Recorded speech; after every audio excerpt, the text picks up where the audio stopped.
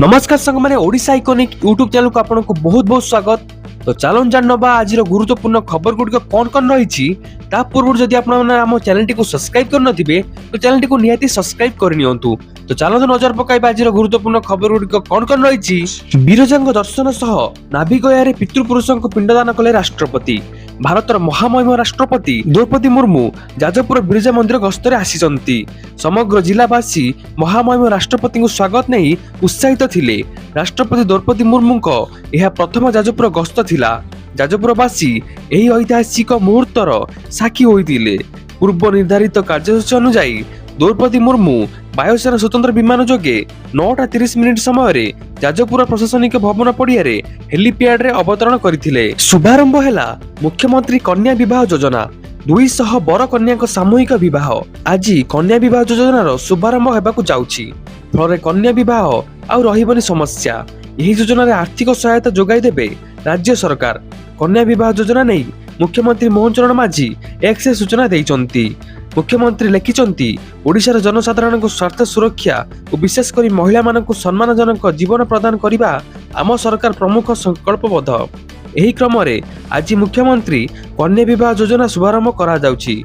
विशेषकर आर्थिक दृष्टि अनग्रसर अनुसूचित जाति जनजाति परिवार पितामाता कन्या विवाह जेपरी समस्या होई रहिबो नाही सेतिपई एही योजना आर्थिक सहायता एक सुदृढ़ माध्यम साजिबो। आमर एही प्रयास केवल आर्थिक सहायता मध्य सीमित नुहे बरं यह सामाजिक यौतुक भली कुप्रथा को विलोप एवं कन्या संतान प्रति समाजर एक सम्मानजनक दृष्टिकोण सृष्टि करिबारे बड़ भूमिका ग्रहण करिबो। विधवा विवाह को प्रोत्साहन देवा सह विवाह पंजीकरण को बाध्यतामूलक करी महिला सामाजिक सुरक्षा को आमे आहुरी सुनिश्चित करुछु। आर्थिक अनग्रसर परिवार मुरबी कांधर चिंता हटाई झील मानू सम्मान और स्वाभिमान सह नुआ जीवन प्रदान करने आमर लक्ष्य। लोकंक सरकार सब समय आपण सुख और समृद्धि पर काम करुछि। ओडिशार जनसाधारण स्वार्थ सुरक्षा विशेषकर महिला मानक सम्मानजनक जीवन प्रदान करने आम सरकार प्रमुख संकल्पबद्ध। पुणी थे खसिला सुना रूपा दर मिलिला बड़ आश्वस्ति। ग्राहकों बड़ आश्वस्ति लगातार कमिबार लागिछि सुना दर। आज मार्केट खोलिया मात्रे सुना दर पुणी ह्रास पाइछि। 24 क्यारेट सुना 14,020 टंका ह्रास 10 ग्राम पिछा 1,51,900 होइछि। गतकाली 24 क्यारेट दाम 1,53,320 टंका रहितिला। सेहीपरि 22 क्यारेट सुना 1,300 टंका ह्रास पाइछि।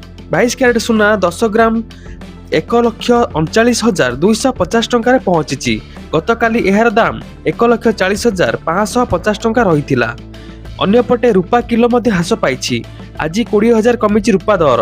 रूपा किलोग्राम पिछा 20,000 कमिया परे एहार मूल्य 2,80,000 पहुंची। गतकाली रूपा किलो 3 लाख रहितिला। अमेरिका राष्ट्रपति डोनाल्ड ट्रंप भारत उपर शुल्क ह्रास करिया परे शेयर बाजार रे एहार प्रभाव परिलक्षित होइछि। आज शेयर मार्केट खोलिया मात्रे सेंसेक्स 2,500 पॉइंट वृद्धि पाइथिया बेले 84,000 कारोबार चली। निफ्टी 7,000 पॉइंट वृद्धि पाइथिबा सूचना मिली। रियल्टी ऑटो एवं आईटी सेक्टर रे सर्वाधिक किणाबिका हेउछि। नुआ एनएससी एवं पौरपालिका पई आरंभ होला निर्वाचन प्रक्रिया। नुआ एनएससी एवं पौरपालिका पई आरंभ होला निर्वाचन प्रक्रिया। सीमा पुनर्निर्धारण एवं संरक्षण प्रक्रिया आरंभ करने को समस्त जिलापाल नगर उन्नयन विभाग चिठी। मार्च सुधा प्रक्रिया सरिया को निर्देश।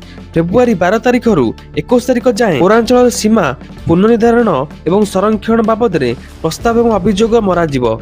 फेब्रुआरी 26 रे सीमा पुनर्निर्धारण एवं संरक्षण बाबद प्रकाश पाइबा विज्ञप्ति।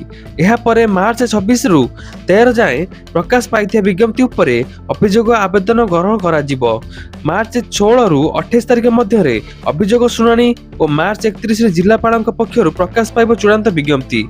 नुआरे गठित 28 एनएससी और 7 पौरपालिका घोषणा होइतिबा 18 जिलार जिलापाल को एने नगर उन्नयन विभाग चिठी देइछि। घोषणा 6 मास सुधा निर्वाचन सरिबा सह सीमा पुनर्निर्धारण एवं संरक्षण काम तुरंत सारिबाक निर्देश देइथिले निर्वाचन कमिशनर। विमान परे हेलिकॉप्टर निर्माण रे प्रवेश करिबो अदानी ग्रुप। एरोस्पेस एवं लियोनार्ड कंपनी सहित चुक्ति स्वाक्षरित। अदानी प्रतिरक्षा एवं एरोस्पेस भारत में एक व्यापक हेलिकॉप्टर निर्माण इकोसिस्टम विकसित करने विश्वस्तरीय एयरस्पेस प्रमुख लियोनार्डो सहित एक रणनैतिक सहभागितार प्रवेश करिछि। ଯାହା ଦେଶର ପ୍ରତିରକ୍ଷା ଆତ୍ମନିର୍ଭରଶୀଳତାକୁ ସୁଦୃଢ଼ କରିବା ଦିଗରେ ଏକ ଗୁରୁତ୍ୱପୂର୍ଣ୍ଣ ପଦକ୍ଷେପ। ଭାରତୀୟ ସଶସ୍ତ୍ର ବାହିନୀ ବର୍ଦ୍ଧିତ ଆବଶ୍ୟକତା ପୂରଣ କରିବା ପାଇଁ ଭାରତରେ ହେଲିକପ୍ଟର ବିକାଶ ନିର୍ମାଣ ଏବଂ ସ୍ଥାୟୀ କରିବା ପାଇଁ ଦୁଇ କମ୍ପାନୀ ଏକ ବୁଝାମଣାପତ୍ର MOU ସ୍ୱାକ୍ଷର କରିଛନ୍ତି। ଏହି ସହଯୋଗ ଭାରତ ହେଲିକପ୍ଟର ନିର୍ମାଣ ପାଇଁ ଭବିଷ୍ୟତରେ ବିଶ୍ୱ କେନ୍ଦ୍ର ଭାବରେ ସ୍ଥାନିତ କରିବ ବୋଲି ମଧ୍ୟ ଆଶା କରାଯାଉଛି। ହ୍ୱାଟ୍ସଆପ୍ ଓ ମେଟାକୁ କଡ଼ା ଚେତାବନୀ ଦେଲେ ସୁପ୍ରିମକୋର୍ଟ, ଜାଣନ୍ତୁ କାହିଁକି? ସୁପ୍ରିମକୋର୍ଟ ହ୍ୱାଟ୍ସଆପ୍ ଏବଂ ଏହାର ମୂଳ କମ୍ପାନୀ ମେଟାକୁ କଡ଼ା ଚେତାବନୀ ଦେଇ କହିଛନ୍ତି ଯେ ତଥ୍ୟ ସେୟାରିଂ ବାହାନାରେ ନାଗରିକଙ୍କ ଗୋପନୀୟତାର ଅଧିକାରକୁ କ୍ଷୁଣ୍ଣ କରାଯାଇପାରିବ ନାହିଁ। ସୁପ୍ରିମକୋର୍ଟ ହ୍ୱାଟ୍ସଆପ୍ ଏବଂ ମେଟା ଦ୍ୱାରା ଦାଖଲ କରାଯାଇଥିବା ଆବେଦନ ଶୁଣାଣି କରୁଥିବା ସମୟରେ ଏହି ପର୍ଯ୍ୟବେକ୍ଷଣ କରାଯାଇଛି। ଶୁଣାଣି ସମୟରେ ସୁପ୍ରିମକୋର୍ଟ ଇଲେକ୍ଟ୍ରୋନିକ୍ସ ଏବଂ ସୂଚନା ପ୍ରଯୁକ୍ତିବିଦ୍ୟା ମନ୍ତ୍ରାଳୟକୁ ମାମଲାର ଏକ ପକ୍ଷଭୁକ୍ତ କରିଥିଲେ। ସର୍ବୋଚ୍ଚ ଅଦାଲତ ଏହା ମଧ୍ୟ କହିଛନ୍ତି ଯେ ଫେବୃଆରୀ 9 ତାରିଖରେ ଏହି ମାମଲାରେ ମଧ୍ୟକାଳୀନ ନିର୍ଦ୍ଦେଶ ପ୍ରଦାନ କରାଯିବ। ଟେକ୍ନୋଲୋଜି କମ୍ପାନୀଗୁଡ଼ିକର ଗୋପନୀୟତା ସର୍ତ୍ତାବଳୀ ଏତେ ଚତୁରତାର ସହିତ ପ୍ରସ୍ତୁତ କରାଯାଇଛି ଯେ ସାଧାରଣତଃ ଲୋକମାନେ ସେଗୁଡ଼ାକୁ ସମ୍ପୂର୍ଣ୍ଣ ଭାବରେ ବୁଝିପାରିବେ ନାହିଁ। ସଂଖ୍ୟା ପରେ ବଜେଟ୍ 2026 କ'ଣ ଲାଭ ପାଇବେ ସାଧାରଣ ଲୋକେ? ଓଡ଼ିଶା ପାଇଁ 5 ଜାତୀୟ ଜଳପଥ, ଜଳପଥରେ ଖଣିଜ ପଥର ପରିବହନକୁ ପ୍ରାଧାନ୍ୟ। 5 ବର୍ଷରେ 20ଟି ନୂଆ ଜଳପଥ ନିର୍ମାଣ। ଓଡ଼ିଶାରେ ବିରଳ ମୃତ୍ତିକା କରିଡର।